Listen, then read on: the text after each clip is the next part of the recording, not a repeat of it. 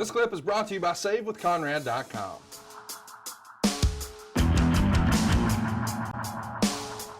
Apologetic Uncle Coogee wants to know, why do you think the WWE never really did shows in places like North and South Dakota, Montana, Idaho, etc.?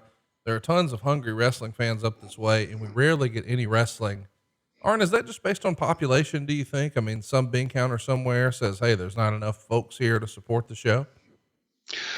Partially, and a real reality is the difficulty in getting there. You know, the first day of a loop, say you book somewhere in South Dakota, it'll take you 8 hours of flying with your layovers, depending on where you live.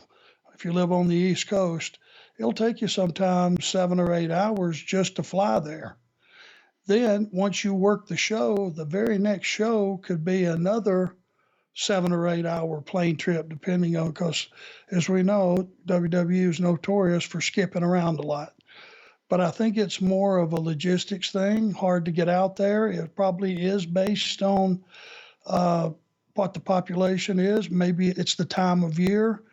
If it's springtime, when the weather breaks after being in some of those terrible winters that they suffer through in that part of the country, people are ready to get outside. They necessarily don't want to go to an event that's indoors, probably a number of reasons.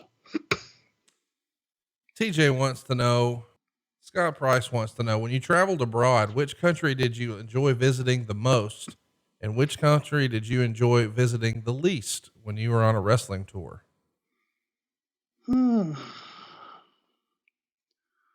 Well, Canadians always supported the product big time. Great fans. UK, great fans. And I'm not putting these in order. Australia, great fans. I know the Philippines was a very, very difficult trip to make travel-wise.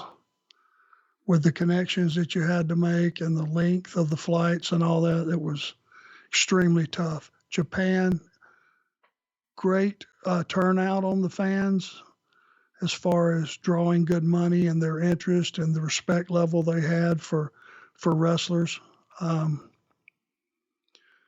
Sometimes you could run into some issues, in Mexico that, there were some danger issues when you would get something slid underneath your door that said, probably be a good idea to stay in the hotel. Certainly after dark, don't leave unless you don't want to risk the possibility of getting kidnapped, which I thought was pretty stout. That's the ones that come to mind. Let's talk about a question here from Joe Yu. He wants to know if you can tell us about Peter Miller, the Mongolian Mauler. Says, I know you spent some time with him in WCW back in 93, 94, paired up with Colonel Robert Parker. I don't recall that guy. What did he say his name was? The Mongolian Mauler.